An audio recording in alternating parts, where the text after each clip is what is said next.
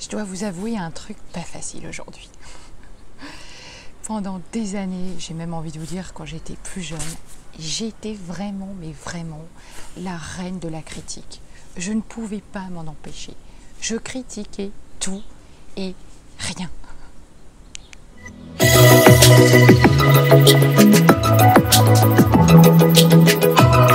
Bonjour, je suis ravie de vous retrouver pour cette nouvelle capsule. Je suis Vanessa Millet, coach philanthrope, et je vous accompagne à transformer votre potentiel en réussite. J'ai critiqué, j'ai beaucoup critiqué. J'ai critiqué mes parents, de nombreuses fois. Si vous m'entendez, chers parents, je vous demande pardon aujourd'hui. J'ai critiqué mes professeurs, beaucoup. J'ai critiqué mes amis, mes camarades de classe. J'ai critiqué mes enseignants en sport, mon prof de karaté. J'ai beaucoup critiqué. Et puis un jour, nous nous retrouvons nous-mêmes dans cette posture, soit de parents, de professeurs. Et là, on se rend compte à quel point c'est facile de critiquer. Ah, les mots viennent facilement quand il s'agit de critiquer. Mais d'ailleurs, souvent la première personne que nous critiquons, en fait, c'est nous-mêmes. Et tant qu'on a un regard négatif sur nous-mêmes, tant qu'on se dévalorise, il est évident qu'on ne peut pas avoir de critique positive sur les autres et qu'on est dans une forme de dénigrement. Pour ma part, c'est vraiment le jour où j'ai trouvé ma place, où je me suis enfin sentie à ma place, que j'ai arrêté de critiquer. Et ben voilà le jour où j'ai commencé à me parler positivement. Donc je vous invite déjà à revisiter votre vocabulaire et à réfléchir à la manière dont vous vous parlez. Parce que la manière dont on s'exprime, même à soi-même, oh, j'ai mon chat qui vient me faire un câlin et qui vient bousculer le téléphone. La manière dont vous vous parlez a une influence mais considérable sur vos pensées, sur vos besoins, sur vos désirs, sur la manière dont vous allez diriger votre vie. Donc je vous invite vraiment à choisir de jolis mots vous concernant. Voilà, ayez des affirmations positives. Voilà, parlez-vous bien, vous le méritez, on le mérite tous en fait.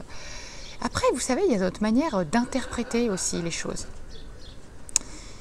Et souvent, on a plutôt tendance à les interpréter pareil, de façon désagréable finalement, comme si c'était plus facile d'aller vers la négativité. Voilà.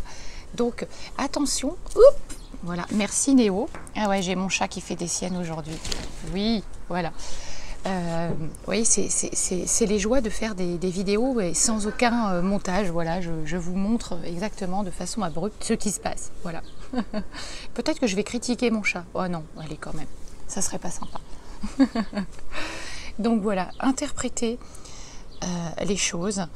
En fait, quand vous avez envie d'interpréter les choses de façon négative, eh bien, si à la place, vous réfléchissiez à l'envers et peut-être imaginez qu'il y a un complot, il y a quelque chose qui se trame contre vous, mais pour vous amener à réussir votre vie.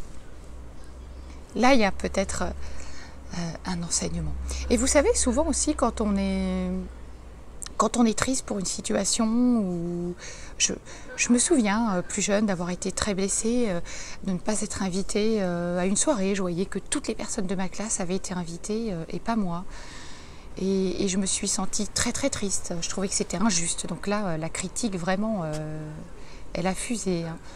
Mais en fait, c'est mon propre comportement qui a attiré cette situation. Par mon propre comportement, je n'ai pas attiré le résultat espéré, escompté. Merci Néo. Je suis désolée aujourd'hui. Voilà. Allez, hop, je replace tout ça. Et du coup,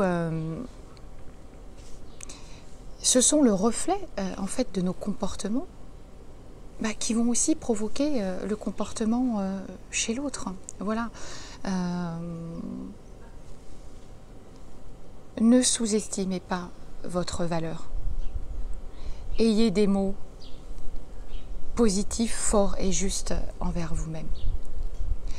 Soyez vigilant à votre façon d'interpréter les choses. Apprenez aussi à maîtriser vos pensées, parce que nous avons le choix, véritablement, de garder les pensées qu'on veut à l'intérieur de nous. Oui, oui, je vous assure. Donc travaillez sur tout ça. Vous savez, hier, je faisais un live sur Facebook et je parlais de la passoire de Socrate. Et j'aime beaucoup. D'ailleurs, je vous invite à aller regarder parce que c'est juste génial. Et je pense que si on utilisait plus souvent les filtres de Socrate dans notre communication, eh bien, ça nous éviterait de critiquer comme ça, comme on peut le faire. Et ça nous inviterait vraiment à réfléchir à deux fois avant de parler. Voilà. Donc pour vous rappeler rapidement, dans la passoire de Socrate, il y a la passoire de la vérité. En gros, est-ce que ce que je dis est vrai? Voilà. Est-ce que ce que je dis est bon? Est-ce que ça va apporter quelque chose de bénéfique? Et est-ce que c'est utile? Voilà. Je vous invite à revoir ça parce que ça peut vraiment grandement améliorer votre communication. Je vous dis à demain pour une prochaine vidéo. À très vite.